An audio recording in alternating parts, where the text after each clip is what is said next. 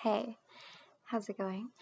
I'm on a little weekend getaway, but it's Friday and I said I was going to film a video, so I'm making it happen even though there's no Wi-Fi, so my setup is a little bit janky. We'll see how this video turns out.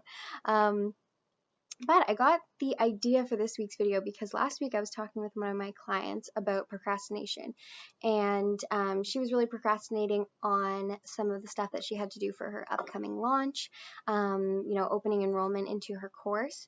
And so I shared with her what I usually do to overcome procrastination because, I think most of us can relate to procrastinating on something. If you can't relate, girl, tell us your secrets. But most of us can relate to procrastinating on things that really stress us out, and I can totally relate to this. I'm like, up until the last few years, I've been a major procrastinator, and I even still sometimes can be in my everyday life. I don't really procrastinate with work things that much anymore, but this was a major problem for me growing up. Like, in university, all my papers were done, the night before with some Red Bull and like, all of those things. I always left things till the last minute, and I used to always say I work really well under pressure, which I think was just a way of me rationalizing why I would procrastinate until the last minute. Like, of course I worked well under pressure. I had no other option, but it's not enjoyable. I cried many a time, the night before an exam or something. Um, anyway, so I shared with her my process, what I do whenever I'm procrastinating, to overcome it. And I just got a message from her today saying that she did everything that she needed to do. And she's like, I used this process. It was sick. So I thought I would share it with you. And it's really quite simple. I actually used to have this whole other process that was like my procrastination elimination routine. And it was this long, involved process with like a morning routine that would really like jumpstart me into working and like all this stuff.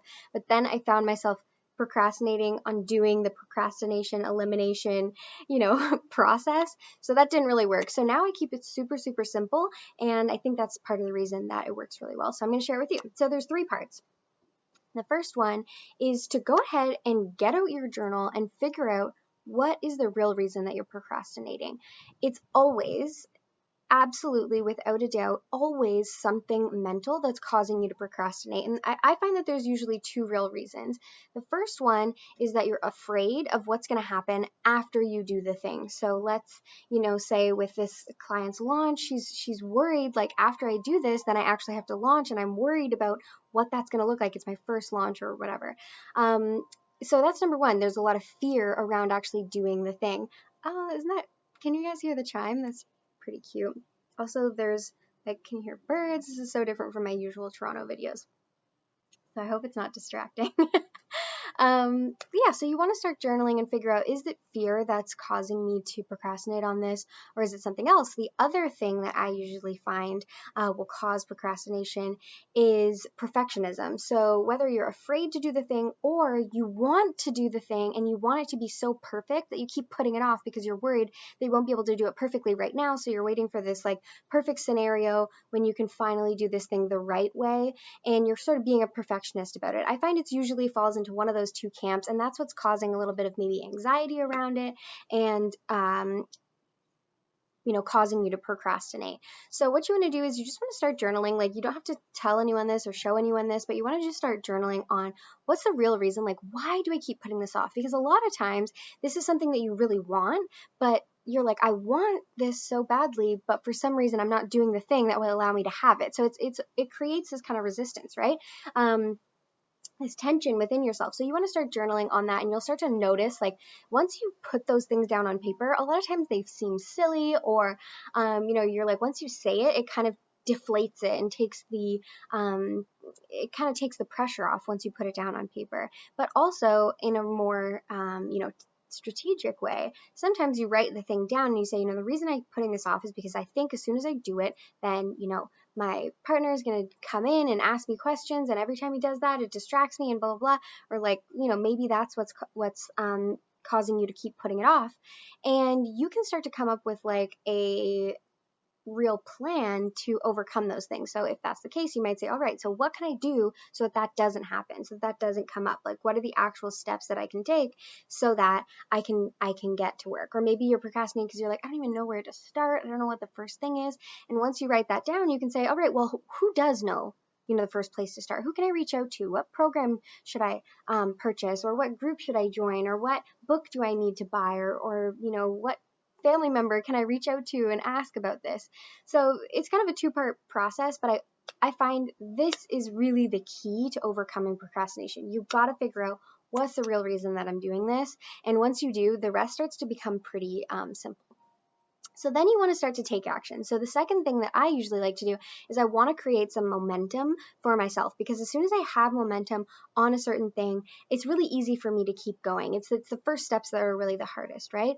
So I always try to work on some of my most money-making tasks right away. So if you don't know what yours are, I want you to ask yourself, like, what are the things that I can do right now that I know are revenue-generating activities that are going to kind of give me that quick win, give me that momentum that I'm looking for, and allow me to start to get that head start that I know I need to get. Once I'm like doing something that I know is going to bring in a client, or I know is going to help me make a sale, or I make a sale, I'm like, okay, I'm back, I can get this done. So you want to get that momentum. And then the third thing that I do is I set a Pomodoro. So I talk about Pomodoros all the time. I'm not going to convince you on why you need to do them. Just do them. I have blog posts and videos all on that if you want to check them out, but just trust me, because this is the thing that actually works. And basically what it is you set a timer for 25 minutes. You say, all right, I'm going to work on my webinar right now. I'm going to close everything else, like absolutely nothing else is open. Set this timer for 25 minutes. I use an app called, I think it's literally just called tomatotimer.com. And you set the timer and you just focus. And the quality and the speed that I can produce in 25 minutes is wild. And I actually notice that when I'm procrastinating more, I'll avoid Pomodoro. So I'll realize, like, I haven't done a Pomodoro in like 2 weeks. And you know what? That's because I'm procrastinating on that thing. That's because I know that this thing is going to cause this, and I'm afraid of that.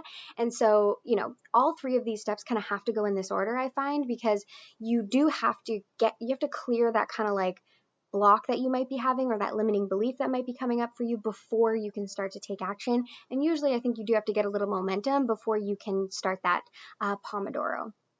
So those are my 3 steps. They're pretty simple. 1, figure out what the real reason is that you are procrastinating. And maybe you're like, I don't know the reason. Just ask yourself, start journaling. You don't have to show anyone. But you know how sometimes when you say something out loud, it like stops being scary? It's the same thing. Even if you don't know, just start writing and you'll see what comes up, and that's usually quite interesting. So go ahead and do that. Then figure out, what are my money-making tasks and how can I get started on them? I have a freebie called the Big 4. If you want that, it's alyssacoleman.ca/big. Those are my money-making tasks. I do those every single day. If you don't know what yours are, start with those. But if you do know, then do your money-making task, and then go ahead and do a Pomodoro. Set that timer for 25 minutes, just do some focused work for 25 minutes, and then it all starts to become really easy. I usually find, like, once you take these first steps, the rest of it is simple. It's getting started that's obviously the hardest part, and that's where we have the most resistance.